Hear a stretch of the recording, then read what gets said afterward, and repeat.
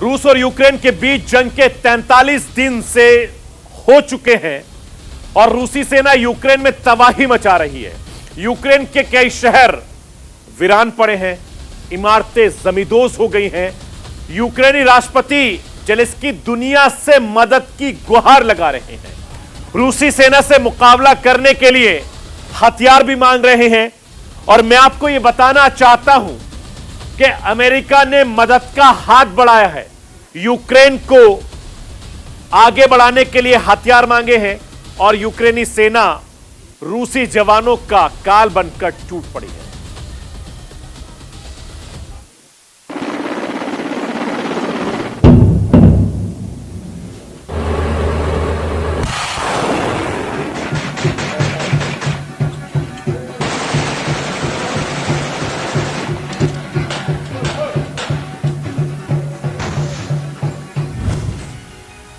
जंग में जेलेंस्की का ब्रह्मास्त्र,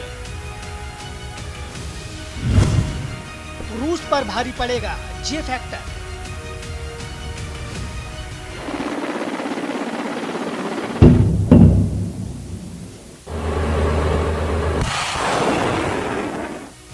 रूस और यूक्रेन के बीच जंग करीब 1.5 महीने से जारी है। रूस लगातार बमबाजी कर रहा है, यूक्रेन के शहरों पर लगातार बम बरस रहे हैं।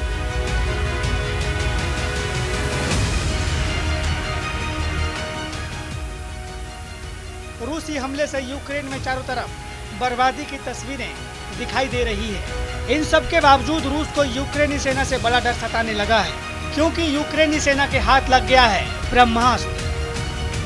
दरअसल अमेरिका ने यूक्रेन को जैवलिन मिसाइल मुहैया कराई है।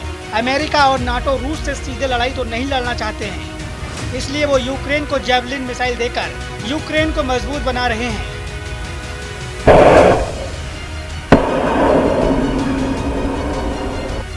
ये हथियार मिलने के बाद यूक्रेन एक बार फिर खुद को मजबूत स्थिति में पा रहा है और रूसी सेना को निशाना बना रहा है।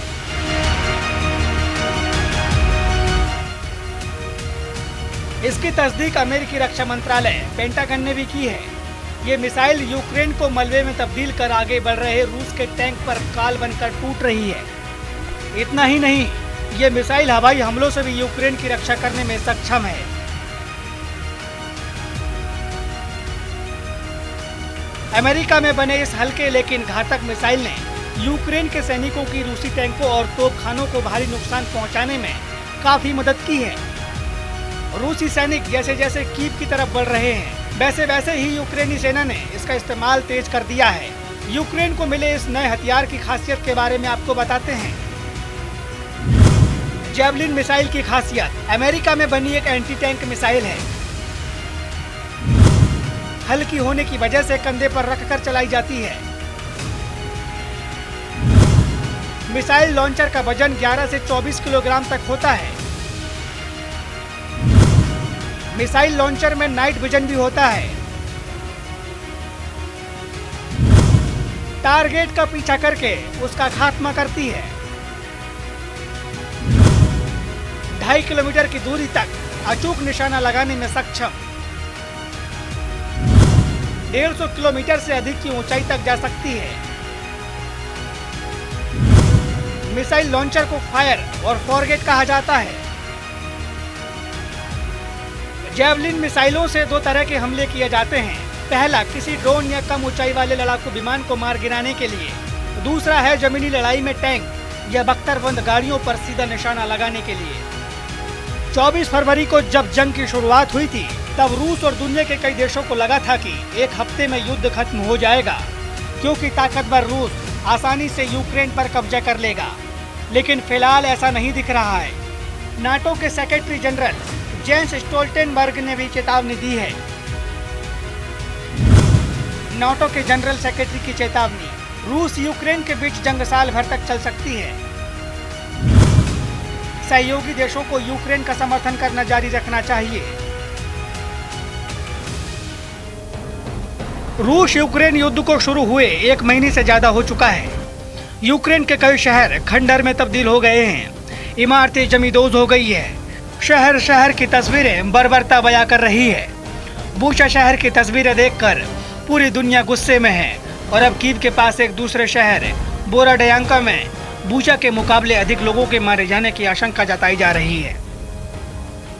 तस्वीरों से पता चल जाता है कि बोरोडियांका में क्या हालात है। रूसी बमबाजी से शहर किस तरह से खंडल में तब्दील हो गए हैं। युद्ध शुरू होने से पहले बोरोडियांका में 13,000 से ज्यादा लोग रहते थे, लेकिन आज इलाके में सन्नाटा पसरा हुआ है। कुछ दिन पहले तक यहाँ पर रूसी कब्जा था, लेकिन अब फिर से यूक्रेन का कब्जा हो गया है। यूक्रेनी कब्जे के बाद जब तस्वीरें सामने आ रही है तो रूस की बर्बरता का पता चल रहा है। कुछ दिन पहले तुर्की के इस्तांबुल में रूस और यूक्रेन के बीच शांति वार्ता हुई थी, जिसमें रूस ने कीव और उत्तरी यूक्रेन में हमले कम करने और सैनिकों की संख्या कम करने की बात कही थी, लेकिन हकीकत में वो उस पर अमल करता नहीं दिख रहा है। यूक्रेन के होस्टोमेल में भी रूसी बमबाजी से इलाका पूरी तरह से बर्बाद हो गया है। इमारतें बर्बाद हो गई है, सड़कें वीरान और सुनसान पड़ी हैं। होस्टोमेल के सैन्य प्रशासन के प्रमुख ने दावा किया है कि 400 से ज्यादा लोग लापता हैं। होस्टोमेल एयरपोर्ट के आसपास रूसी लड़ाकू विमान उड़ रहे हैं, जिस पर यूक्रेन के सैनिक गोलीबारी कर रहे हैं। यूक्रेन के बंदरगाह शहर मरियुपोल में भी रूस ने भयानक तबाही मचाई है। शहर पूरी तरह से बर्बाद हो गया है। तबाही का मंजर तस्वीरों से साफ पता चल जाता है। मरियुपोल के मेयर वादिम बायचेंको ने कहा है कि मरियुपोल का मेयर का दावा, मरियुपोल अस्पताल में करीब 50 लोग जिंदा जल गए। रूसी सैनिकों ने 90% से ज्यादा इलाके तबाह किए। कम से कम 5,000 लोगों की मौत हो चुकी है। मारे गए लोगों में 210 से ज्यादा बच्चे भी शामिल हैं। रूसी सैनिकों ने खार्किव में भी रिहायशी इलाकों पर पिछले 24 घंटों में 48 बार गोलाबारी की। शहर के बलाकलिया क्षेत्र में रूसी तोपों के हमलों से 3 लोगों की मौत हो गई है। खार्किव के गवर्नर ने यह जानकारी दी है।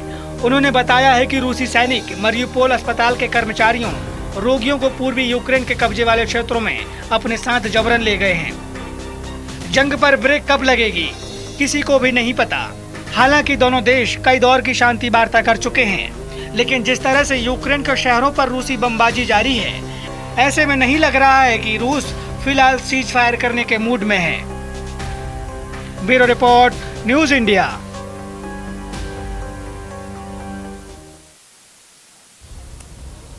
तो ये थी राष्ट्र की आवाज।